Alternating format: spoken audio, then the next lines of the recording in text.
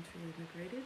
It is Saturday night, and the lighting is really, really bad in here, but also I have just been working today, working physically, doing some things, but also taking lots and lots of breaks because I'm just in this season of figuring out the rhythms of the house now, the rhythms of my life as I go through this new season, as I enter into this new season. And so today I was just reminded over and over and over, I don't know if this happens to you, but this happens to me. When God is showing me something, He just shows me in many different ways over and over and over from a lot of different resources.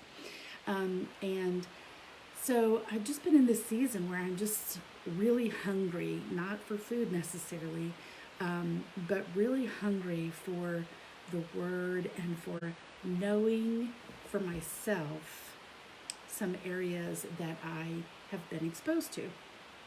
And I'm just learning a little bit more about the prophetic and about hearing from God myself, which I have for a long time, but hearing from God for other people. And been going through some inner healing on and off for the last year, and now jumping into learning about facilitating inner healing and intercessory. And so I'm just hungry for more information that I can own, that I, not somebody else saying it, like a Berean, me really owning it and learning it and making it mine. And that's really what becoming truly liberated is all about, is being free to embrace where you are in your journey and own all that for yourself, not being told by somebody else what you should believe. And so I'm just, again, find myself in this butterfly analogy where I see seasons of my life where I've been hungry for information and I just devour information. I'm in information overload, and then I have a time to just really sit with it and to grow with it, and it becomes who I am, and then I can fly. And that's just the butterfly, right? As a caterpillar, they eat and eat and eat and eat, and then they go into the cocoon, and then they fly. And they have to have all of that. They have to have all of those stages. You cannot skip any of those stages, or you're not going to be strong enough to fly on your own. Your wings are not going to be strong enough. So I'm just in that season and was feeling guilty that I wasn't doing anything today besides reading and listening and reflecting. And so I started doing some, busy work, cleaning and decluttering and, all the things that I think I should be doing. And I was just reminded that this is actually what I should be doing. The Mary and Martha story of Jesus saying, Mary has chosen the better. All of those things will stay. My clutter is going to stay. My shop will still be there.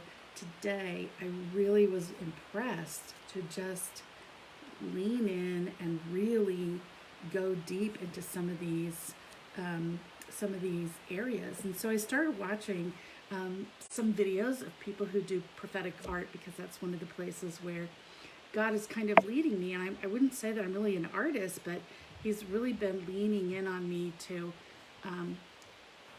have some art classes at the shop or online or whatever that leads people into just a sweet time of fellowship with Him.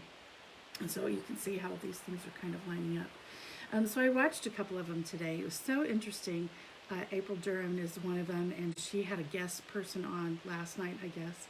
And I went following through with that person's profile to find out more about what she does. She's also a prophetic artist, and she's friends with someone who is the beginning of my journey.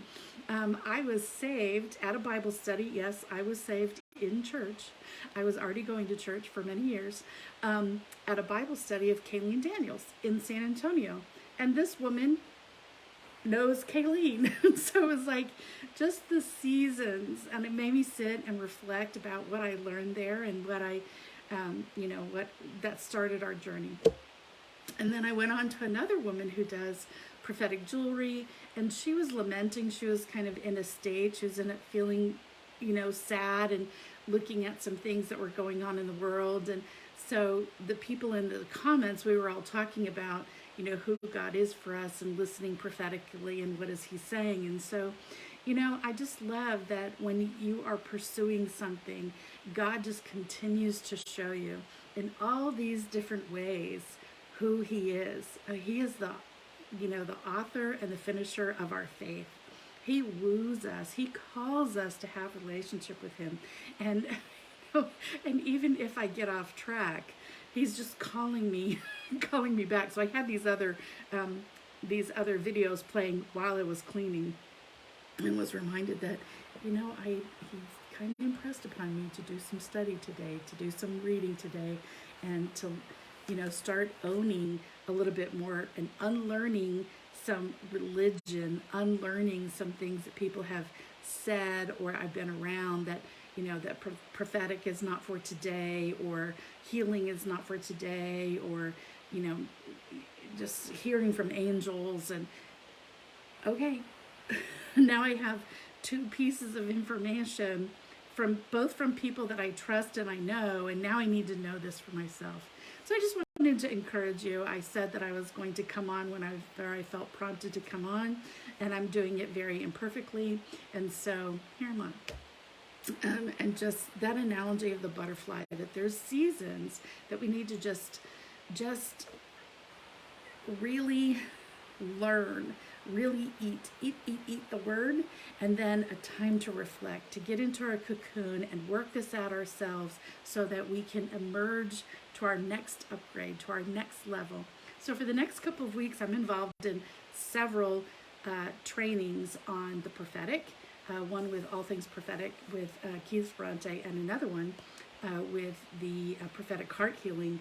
And so I'm super excited about that and seeing what God's going to do out of that. So I hope you guys are doing fabulous. As always, please let me know if there's anything that you need prayer for, if you just want to chat about things. And I love you guys. See you soon.